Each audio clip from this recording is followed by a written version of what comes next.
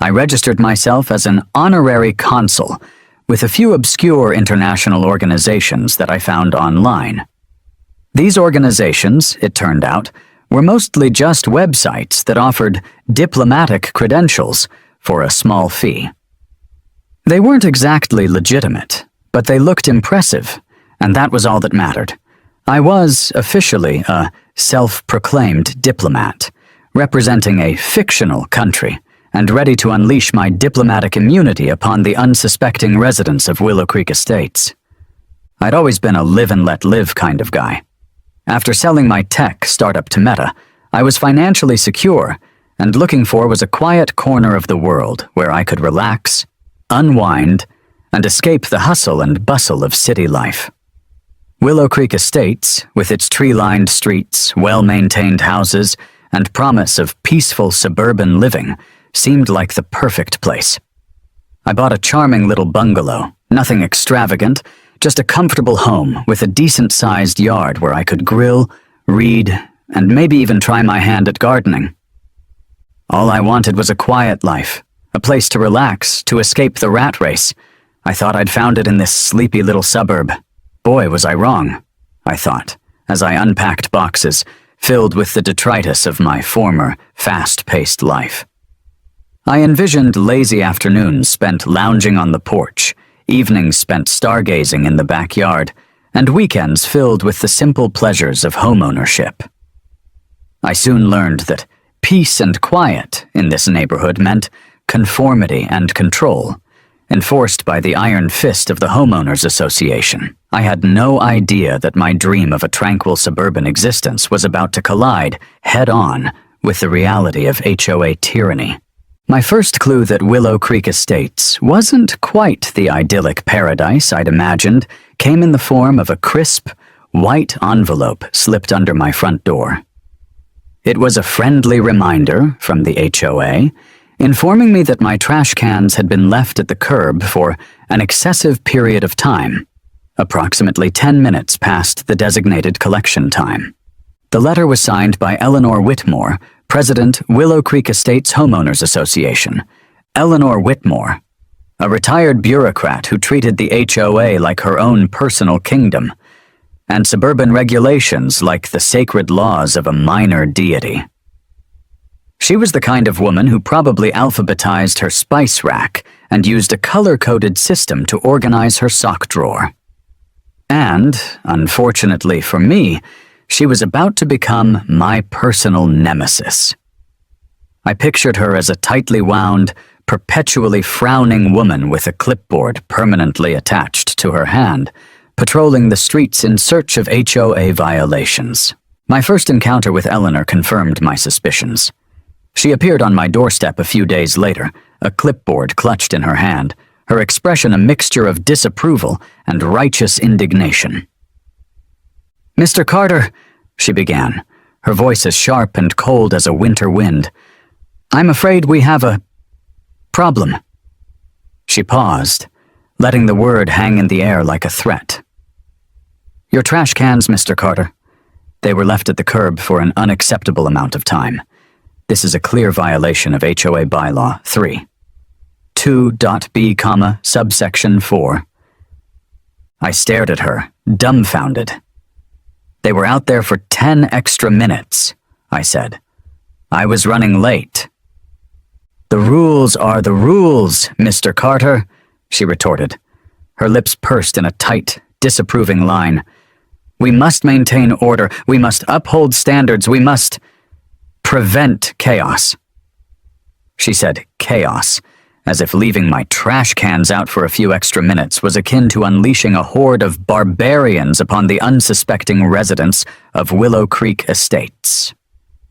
The trash can incident was just the beginning. Over the next few weeks, I received a steady stream of HOA violation notices, each one more ridiculous than the last.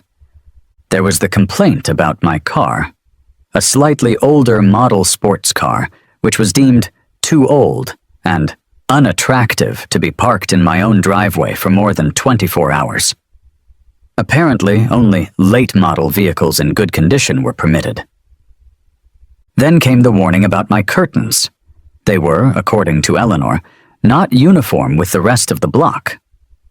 Apparently, all window treatments in Willow Creek Estates were required to be neutral in color and consistent in style. My slightly bohemian, patterned curtains were a clear and present danger to the neighborhood's aesthetic harmony. And then there was the backyard furniture. My comfortable, slightly worn Adirondack chairs were deemed too casual for the community aesthetic. Eleanor suggested, in a handwritten note attached to the violation notice, that I replace them with something more refined. Perhaps a set of wrought iron furniture in, you guessed it, beige. My internal reaction was a mixture of annoyance, frustration, and a growing sense of disbelief. Were these people serious? Did they really have nothing better to do than micromanage their neighbors' lives and enforce a set of arbitrary, nonsensical rules? I thought. I tried to ignore the notices, to laugh them off, to chalk it up to suburban eccentricity. But the HOA, under Eleanor's relentless leadership, was not to be ignored. The fines started piling up, the threats became more explicit, and the pressure to conform began to feel overwhelming. The breaking point came with the 5th fine in a single month. It was for some utterly trivial infraction, something so minor that I can't even remember what it was. But it was the final straw. I stood in my kitchen, staring at the violation notice, a feeling of cold fury rising within me. Enough was enough. I wasn't going to let Eleanor Whitmore and her band of beige-loving bureaucrats dictate every aspect of my life. I needed a new strategy, something bold, something audacious, something diplomatic. Enough was enough. I wasn't going to let Eleanor Whitmore and her band of beige-loving bureaucrats dictate every aspect of my life. I needed a new strategy, something bold, something audacious, something diplomatic, I thought, pacing around my kitchen, my mind racing. I needed a way to fight back, to escape the HOA's jurisdiction, to reclaim my freedom. And then it hit me. A spark of an idea, so crazy, so ridiculous, so utterly perfect that it brought a smile to my face. An embassy, a fake embassy. I'd turn my house into a sovereign territory, a diplomatic mission, a place where the HOA's rules simply did not apply. It was a loophole, a legal gray area, a way to exploit the system's own absurdity. I knew it wouldn't be easy. I knew it would be a challenge. But I also knew that it was the perfect way to fight back against Eleanor Whitmore and her reign of terror. Eleanor Whitmore, you want a war on, well, everything? You've got one. Prepare to face the diplomatic immunity of Mulvania, I declared internally, a surge of defiant energy coursing through me. The plan was hatched. The research would begin. And the Republic of Mulvania, a fictional nation born of suburban frustration, was about to be born. My plan to transform my house into a fake embassy required, first and foremost, a crash course in international law. I needed to understand the concept of diplomatic immunity, the legal status of foreign embassies, and, most importantly, whether any of this applied to a suburban homeowner with a vendetta against his HOA. I dove headfirst into the murky world of treaties, conventions, and diplomatic protocols. I spent hours online reading articles about the Vienna Convention on Diplomatic Relations, the rights and privileges of ambassadors, and the legal gray areas surrounding sovereign territory. My browser history went from HOA dispute resolution to diplomatic immunity laws and how to start your own country in record time, I chuckled as I navigated the surprisingly complex landscape of international law. I discovered that, yes, foreign embassies were generally exempt from local laws and regulations, including, crucially, HOA rules. They were considered sovereign territory, subject only to the laws of their own country, or, in my case, the laws of a country I was about to invent. Of course, there were caveats. There were limitations. You couldn't just declare your house an embassy and expect to get away with murder, literally. But the principle was there. Diplomatic immunity was a real thing, and it offered a potential escape from the clutches of Eleanor Whitmore and her Beige Brigade. The more I researched, the more convinced I became that my plan, however outlandish, might actually work.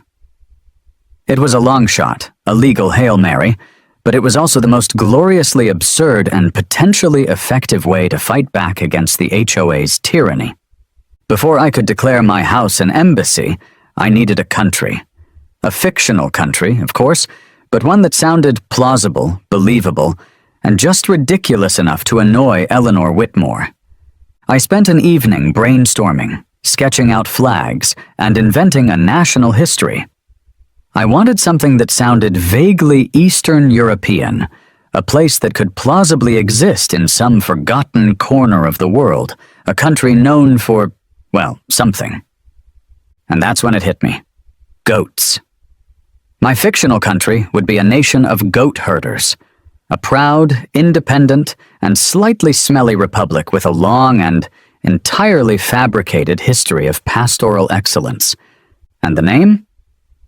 It had to be something catchy, something memorable, something that would roll off the tongue and stick in Eleanor Whitmore's craw.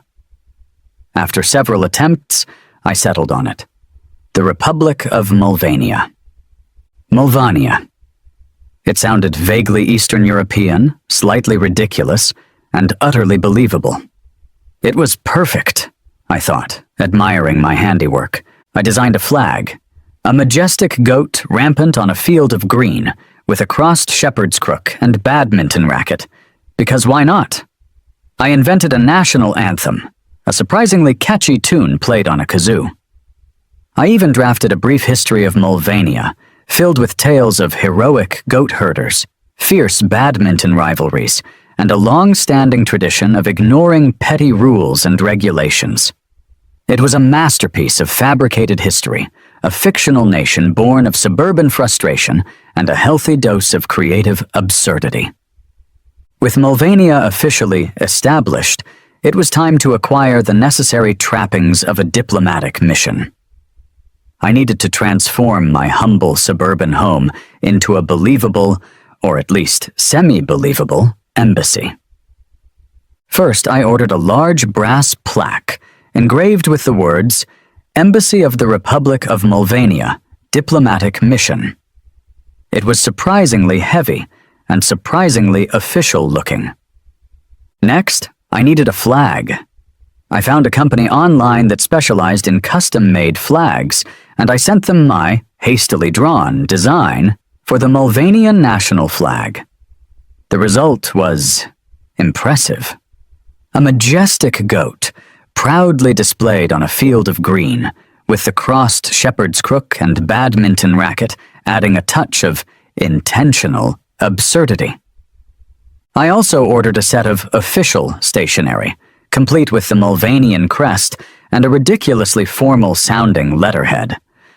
I crafted a fake website for the Republic of Mulvania, filling it with humorous details about the country's history, culture, and non-existent tourist attractions. I included photos of goats, borrowed from the internet, descriptions of traditional Mulvanian cuisine, mostly goat cheese-based dishes, and even a fabricated list of famous Mulvanians, all of whom conveniently shared my last name. And finally, I registered myself as an honorary consul with a few obscure international organizations that I found online. These organizations, it turned out, were mostly just websites that offered diplomatic credentials for a small fee. They weren't exactly legitimate, but they looked impressive, and that was all that mattered. I was, officially, a self-proclaimed diplomat, representing a fictional country, and ready to unleash my diplomatic immunity upon the unsuspecting residents of Willow Creek Estates. To complete the embassy transformation, I needed one final touch: security. No self-respecting diplomatic mission is complete without a stern-faced guard standing at the entrance, protecting the sanctity of the sovereign territory. I, of course, didn't have the budget or the need for a real security guard. So I improvised. I called my friend, Dave, and explained my plan. "You want me to stand in front of your house," he said, his voice a mixture of amusement and disbelief. "Dressed in a suit and pretend to be a security guard? For a fake embassy?" "Exactly," I replied. "It's for the HOA. You know, for diplomatic reasons." There was a long pause. Then Dave burst out laughing. "Carter," he said, "you're insane. I love it. I'm in." So Dave agreed to be my security detail, at least for the weekends. He borrowed a dark suit, purchased a pair of mirrored sunglasses, and even, to my delight, printed out a fake diplomatic security badge. He'd stand at the entrance to my driveway, his arms crossed, his expression stoic, and pretend to check the passports, library cards mostly, of anyone who approached. He took the role seriously, developing a whole backstory for himself. He was, he'd explained to curious neighbors, a former Mulvanian Special Forces operative now assigned to protect the honorary consul, me, from, well, whatever threats a suburban homeowner might face. It was all utterly ridiculous, of course, but it added another layer of authenticity to my fake embassy, another layer of confusion and frustration for Eleanor Whitmore and the HOA, and frankly, it was incredibly entertaining. The transformation of my humble suburban home into the honorary consulate of the Republic of Mulvania was a gradual yet dramatic process. It was like watching a stage set being assembled, piece by piece, each element adding to the overall illusion of diplomatic grandeur. First came the plaque. The large brass plaque, engraved with the words, "Embassy of the Republic of Mulvania, Diplomatic Mission," was mounted prominently next to my front door, replacing the perfectly ordinary house number that had previously adorned the wall. Then came the flag. The Mulvanian flag, with its majestic goat and crossed shepherd's crook and badminton racket, was hoisted onto a newly installed flagpole, positioned strategically in my front yard. It flapped proudly in the breeze, a symbol of fictional national pride and a giant, colorful middle finger to the beige conformity of Sunridge Estates.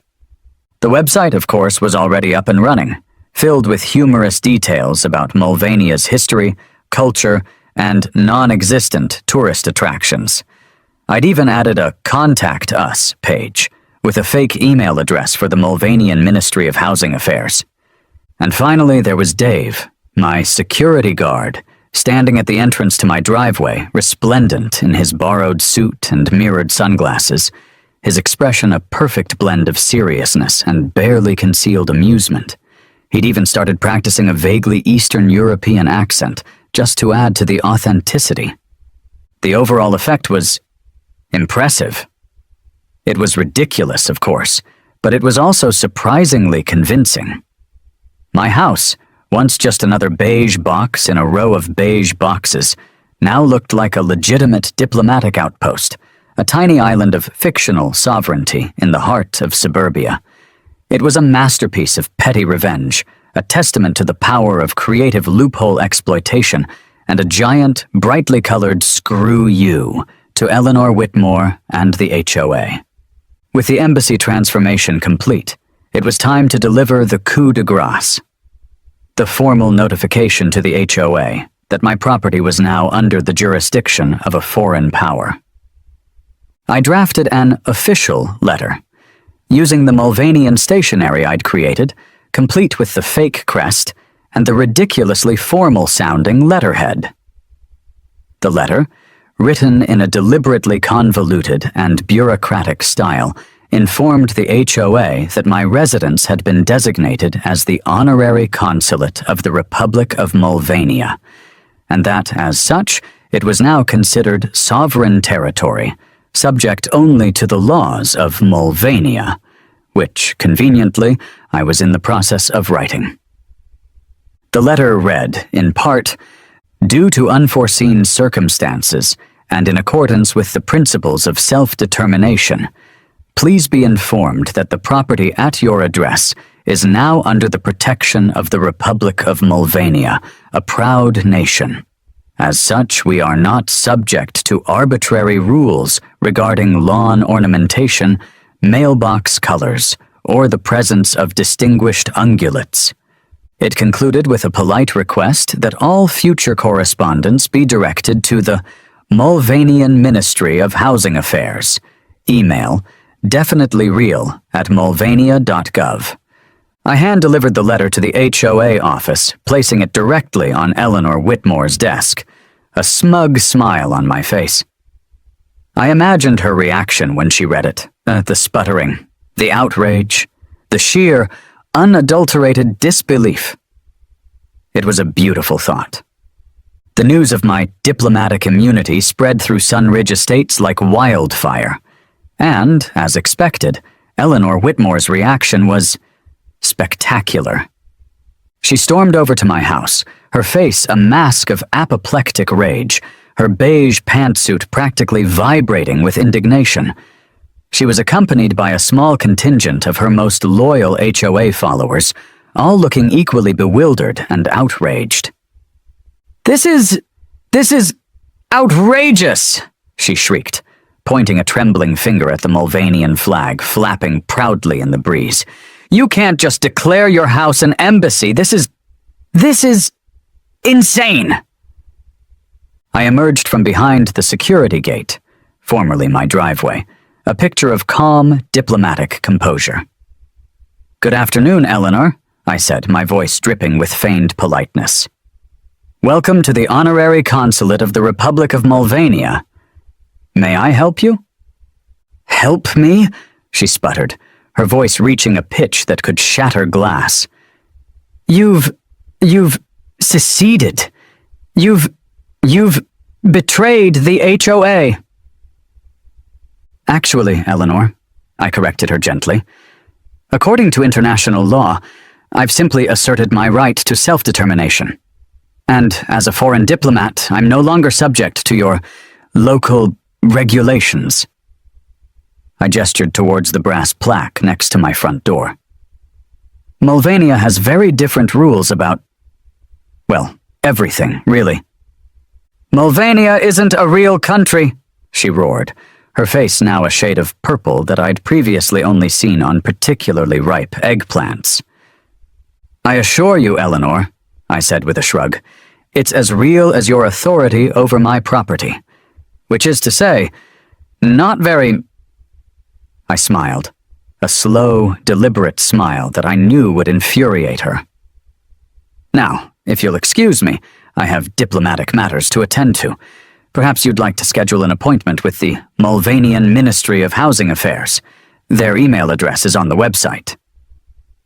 Watching Eleanor's face contort with rage and disbelief was more satisfying than any perfectly compliant mailbox could ever be, I thought, as she sputtered, fumed, and threatened legal action. It was a performance for the ages, a meltdown of epic proportions. And I was enjoying every second of it. Eleanor, true to form, did not take her defeat lying down. She launched a full-scale assault on my embassy, attempting to use every weapon in her bureaucratic arsenal to force me to comply with HOA rules. First, she called the city. She complained about zoning violations, building code infractions, and even, I later learned, unlicensed diplomatic activity. The city officials, however, were not amused. They informed her, politely but firmly, that there was nothing they could do. My house, while certainly unusual, was not in violation of any city ordinances. And as for the embassy claim, well, that was a matter for the State Department, not the city of town name. Then she called the police. She claimed that I was disturbing the peace, harassing my neighbors, and even, in a moment of inspired lunacy, plotting a coup. The police, two bored-looking officers, arrived, took one look at my embassy, listened to my explanation, and then, after exchanging amused glances, told Eleanor to stop wasting their time. Finally, she turned to the HOA's lawyer, the long-suffering Mr. Henderson. She demanded that he file a lawsuit, that he find some legal loophole, some obscure regulation, that would allow the HOA to crush my rebellion. Mr. Henderson, however, was forced to deliver the bad news. He'd reviewed the HOA bylaws, he'd researched diplomatic law, and he'd concluded that, yes, technically I could declare my house an embassy. It was a legal gray area, a loophole so bizarre, so unexpected, that nobody had ever bothered to address it. The HOA meetings became increasingly farcical. Eleanor would rant and rave, demanding action, while the other members, increasingly intimidated by me and secretly amused by the situation, would shuffle their feet and look at the ceiling. They'd try to come up with new rules, new regulations, but each attempt was met with a swift and decisive rebuttal from me, armed with my, admittedly limited knowledge of international law and a smug, knowing smile. It was like watching a chess match where one side only had pawns and the other side had a diplomatic corps backed by a fictional nation of goat herders. The HOA was powerless. Eleanor Whitmore was defeated. And the Republic of Mulvania, in all its absurd glory, was triumphant. The story of the Embassy of Mulvania, as it inevitably became known, spread like wildfire across the internet. Someone, presumably one of the many amused neighbors, posted a picture of my house, complete with the flag, the plaque, and Dave in his security guard uniform on social media. And then it exploded. The post went viral, racking up thousands of likes, shares, and comments. People were fascinated by the story, by the sheer audacity of declaring your house a foreign embassy to escape HOA rules. They were amused by the absurdity of Mulvania, by the fake history, the goat-herding industry, and the aggressive badminton teams. Local news outlets picked up the story, then national news outlets, then international. My house, my fake embassy, became a symbol of rebellion, a testament to the power of creative loophole exploitation, and a giant middle finger to all the petty tyrants of the world. The online comments were a goldmine of amusement. "This is the most epic HOA takedown I've ever seen," one user wrote. "Give this man a medal," declared another. "I want to move to Mulvania," a third commented. There were memes, there were jokes, there were even a few surprisingly well-made fan art depictions of Sir Reginald, the magnificent peacock that had started it all. The viral fame of the Embassy of Mulvania had a tangible impact on the neighborhood. People started driving by just to see it, to take pictures, to pose in front of the flag and the plaque. TikTokers arrived, eager to create content featuring the most rebellious house in America. They'd film themselves crossing the border into Mulvania, pretending to get their passports stamped by Dave, and generally acting like they were visiting a foreign country. Tourists, actual tourists, started showing up, asking for directions to the Mulvanian embassy and inquiring about visa requirements. I even had a few people approach me, asking if I could help them obtain Mulvanian citizenship. I politely explained that it wasn't a real country. Local businesses, sensing an opportunity, got in on the action.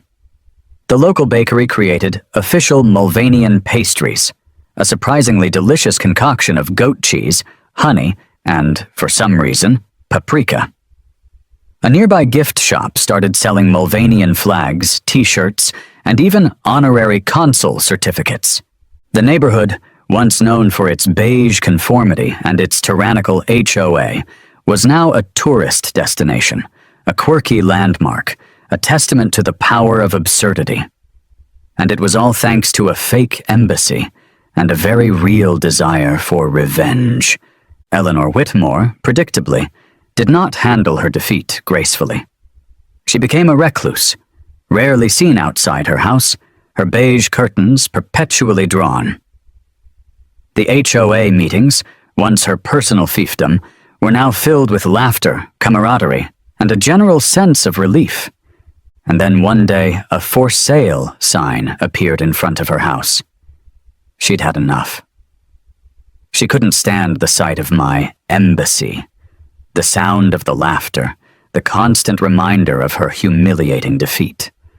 She sold her house, at a significant loss, I heard, and moved away, presumably to inflict her bureaucratic tyranny on some other unsuspecting community.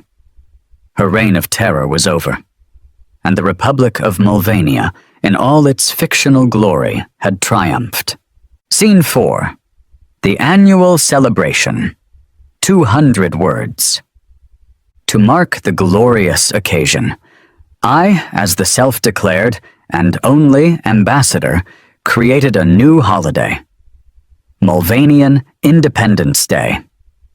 Of course, it's not a real country, so the date picked was the anniversary of the day I declared my house an embassy. It's a giant party. The street is closed off, food trucks come, local businesses set up stalls, kids run around waving homemade Mulvanian flags. It is the social event of the year.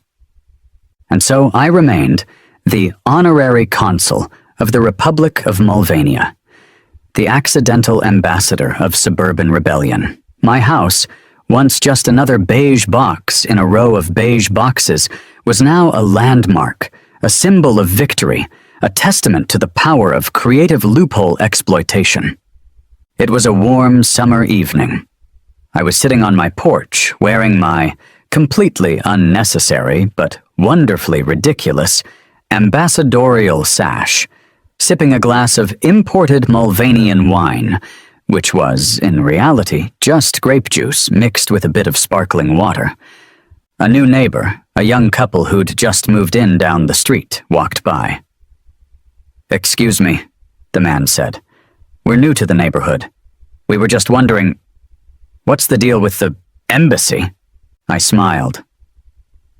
"It's a long story," I said, "but the short version is, I had a disagreement with the HOA about, well, everything, really." I adjusted my sash, feeling a surge of pride. "Welcome to Mulvania, my friend." Who knew that a few HOA violations and a burning desire for revenge could lead to all this? I guess sometimes you just gotta turn your house into a fake embassy to find your peace, I thought, as I watched the sun set, casting a golden glow on my decidedly not beige house. I raised my glass in a silent toast. To the honorary consulate of the Republic of Mulvania, may it forever stand as a beacon of hope for all those oppressed by HOA tyranny, and a warning to all future suburban dictators